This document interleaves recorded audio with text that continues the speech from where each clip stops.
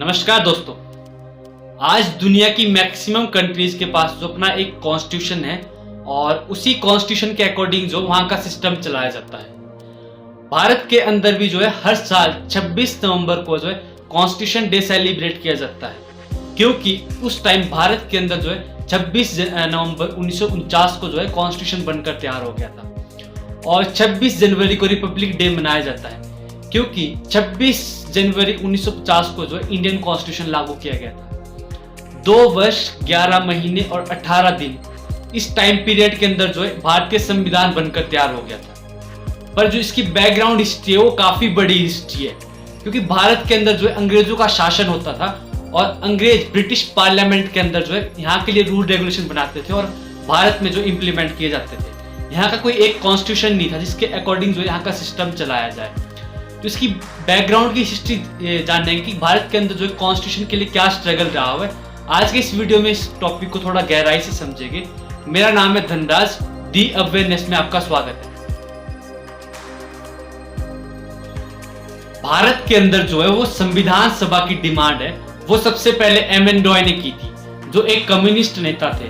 उनका मानना था कि भारत के लिए जो है एक संविधान होना चाहिए और 1935 के अंदर जो है इंडियन नेशनल कांग्रेस ने भी इस चीज को एक्सेप्ट किया और 1938 के अंदर जो है नेहरू जी ने एक घोषणा कर दी कि भारत में जो एक संविधान सभा का निर्माण किया जाएगा, जो एक संविधान का निर्माण करेगी और उसमें पूर्ण रूप से भारतीय ही पार्टिसिपेट करेंगे।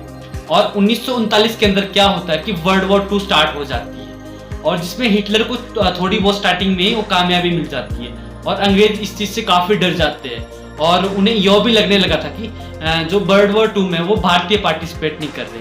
तो भारतीयों को पार्टिसिपेट करने के लिए जो है उन्होंने कुछ बहुत जो भारतीयों की डिमांड है उस पर ध्यान देना स्टार्ट कर दिया।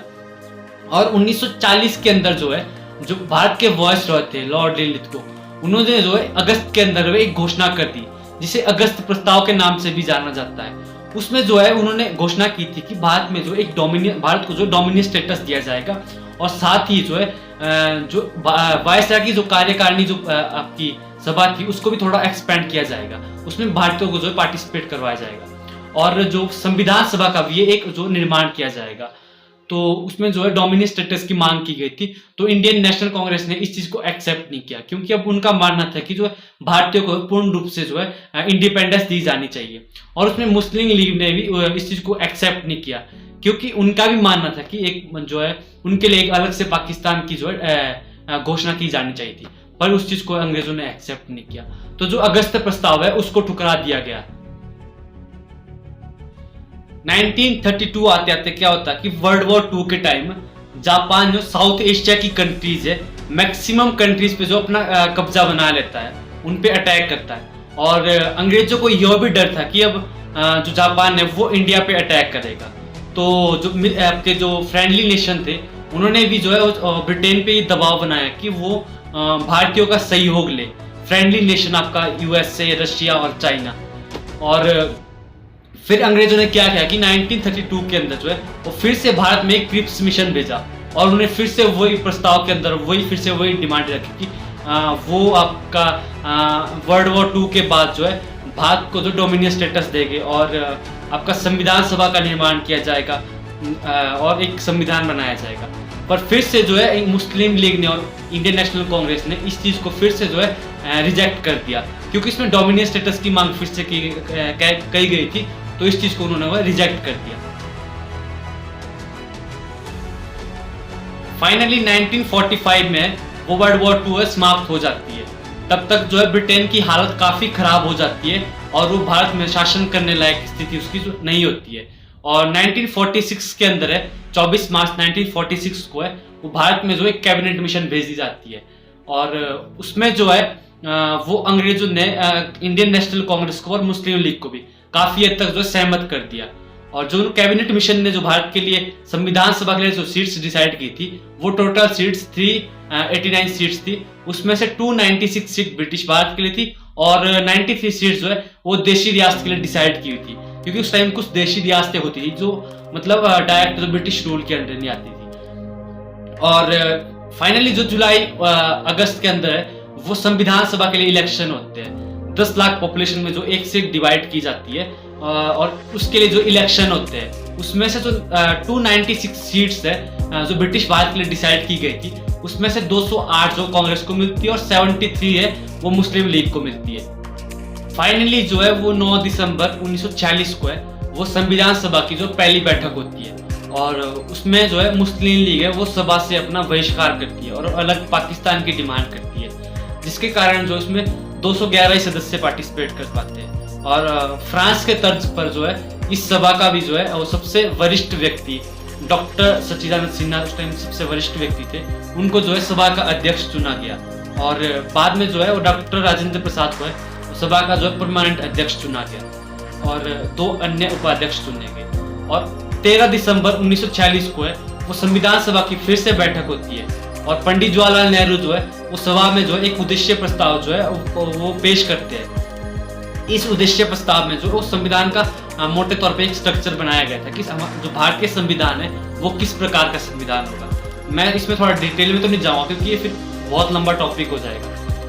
तो जो सभा में उद्देश्य प्रस्ताव को जो है वो पारित करते हैं और बाद में जो है आपका 22 जनवरी 1947 को है वो इस प्रस्ताव को जो पारित किया जाता है। जून 1947 आते भारत में जो ये डिसाइड हो चुका था कि भारत और पाकिस्तान अब वो 2 राष्ट्र बन जाएंगे और 3 जून 1947 को है वो माउंट बेटन योजना भारत में जो है वो आपकी पारित होती है और भारत और पाकिस्तान वो 2 राष्ट्र बनने के लिए वो डिसीजन हो चुका था। और भारत में जो स्वतंत्रता अधिनियम 1947 आता है जिसके कारण जो है संविधान सभा में कुछ चेंजेस आते हैं। सबसे पहले तो पहला चेंजेस जो आता है वो ये होता है कि भारत की जो संविधान सभा थी अब टोटली वो आपकी सोवरेन बन चुकी थी। इसका मतलब ये है कि वो अब अपने हिसाब से डिसाइड कर सकती थी कि कोई भी जो संविधान हो भारत के लिए बना सकती है और इससे पहले के जो आपके एक्ट थे वो ऐड भी कर सकती है उस संविधान में और उसको भी खत्म भी कर सकती है। और दूसरा चेंज था जो वो ये था कि जो भारत की जो संविधान सभा थी वो भारत की जो संसद भी बन चुकी थी। अब अगर संविधान सभा की मीटिंग होती थी तो डॉक्टर राजेंद्र प्रसाद उसकी जो अध्यक्षता करते थे। अगर आपकी संसद की मीटिंग होती थी तो जो मावलकर है वो उसकी अध्यक्षता करते थे। और इसके साथ ही जो अगला चेंज हुआ था जो आपकी जो भारत के लिए जो डिसाइड की गई थी संविधान सभा के लिए सीट्स वो 389 से अब वो 299 बच चुकी थी और ब्रिटिश भारत के लिए जो 296 सीट डिसाइड की गई थी अब वो 229 हो चुकी थी और देसी रियासत के लिए जो 93 सीट्स डिसाइड की गई थी अब वो 70 सीट्स बच चुकी थी। तो ये जो है आपकी स्वतंत्रता अधिनियम के बाद है वो कुछ संविधान सभा में चेंजेस आए। भारतीय संविधान बनाने के लिए कुछ मेजर कमेटियां और कुछ माइनर कमेटियां बनाई गई थी। इसमें से 8 मेजर कमेटी थी और 13 माइनर कमेटियां बनाई गई थी। सबसे इंपॉर्टेंट इसमें जो है प्रारूप समिति थी जिसके अध्यक्ष डॉक्टर भीमराव अंबेडकर थे। और फाइनली जो है 26 नवंबर 1949 तक जो है भारतीय संविधान 2 वर्ष 11 महीने 18 दिन टाइम पीरियड के अंदर जो बनकर तैयार होता है। इसमें 60 देशों से भी ज्यादा कॉन्स्टिट्यूशन को जो है वो रीड किया गया था और भारतीय संविधान बनाया गया। 114 दिन जो है इस संविधान पर बहस चली और फाइनली जो हमारा संविधान जो बनकर तैयार हुआ और ये दुनिया का सबसे बड़ा जो है रिटन कॉन्स्टिट्यूशन माना जाता है क्योंकि इसमें जो है 1,45,000 वर्ड जो है वो राइट किए गए थे।